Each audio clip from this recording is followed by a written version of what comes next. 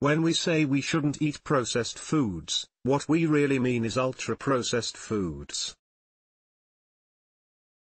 There's a difference between the two, and a new study says Americans are eating way more ultra-processed than we should, leading to excessive, and often unrealized, sugar consumption. What are ultra-processed foods? Ultra-processed foods, according to a 2016 study published in the medical journal BMJ Open, are industrial formulations which, besides salt, sugar, oils and fats, include substances not used in culinary preparations, in particular additives used to imitate sensorial qualities of minimally processed foods and their culinary preparations. Let's take a practical look at what that means. I keep whole grain naan flatbread in my freezer because it rounds out quick, healthy meals in which I also use up a variety of leftovers. If I made homemade naan, I would make it with processed ingredients like flour, yeast, milk, butter and salt. But I buy naan from the grocery store, and while the brand I buy contains mostly the type of ingredients of a homemade version, it also includes the additive dextrose, a type of sugar. Sugar in processed versus ultra-processed foods. Researchers found those who eat a diet that's heavy in ultra-processed foods are getting a lot of added preservatives in their diet in addition to an overabundance of sugar. In ultra-processed foods, sugar makes up 21.1% of the calories, on average. In processed foods, sugar makes up only 2.4% of the calories, on average.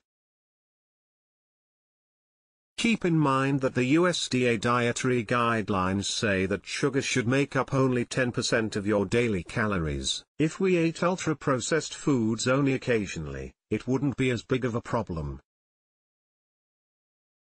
However, researchers found that almost 58% of the calories Americans consume are from ultra-processed foods. If you're eating an average American diet, chances are you're eating too many ultra-processed foods, and those foods are adding more sugar to your diet than you would expect.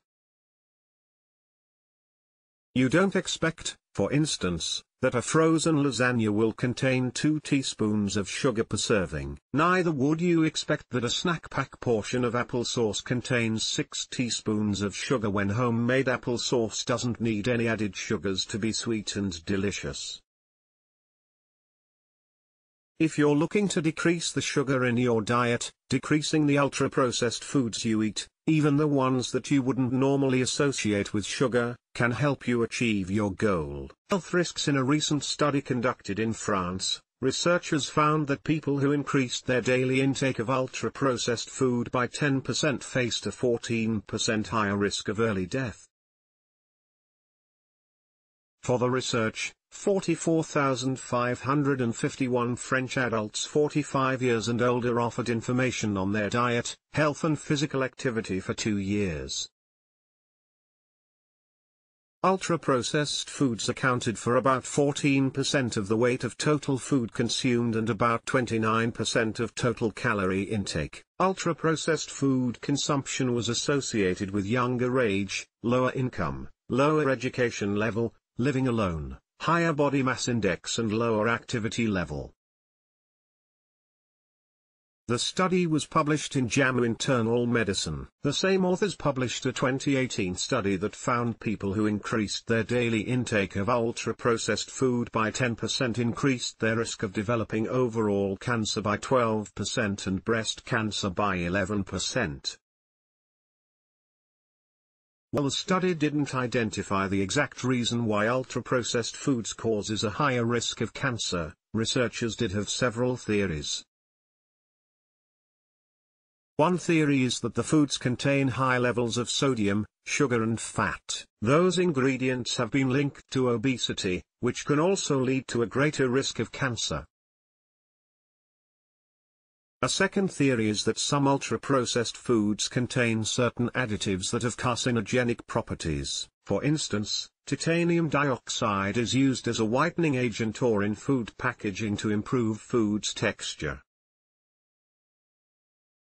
Studies have shown that the additive could cause lesions on the colon or gastrointestinal inflammation. Also, another theory is high temperatures used to process the food can create newly formed contaminants. Finally, BPA, bisphenol A, is commonly used in food packaging and can leach into the food. While further studies are needed to know the exact reasons why ultra-processed foods can lead to a higher risk of cancer and a higher risk of early death, it's safe to say that the consequences of eating them outweigh the benefits. Editor's note: this file has been updated since it was originally published in March 2016.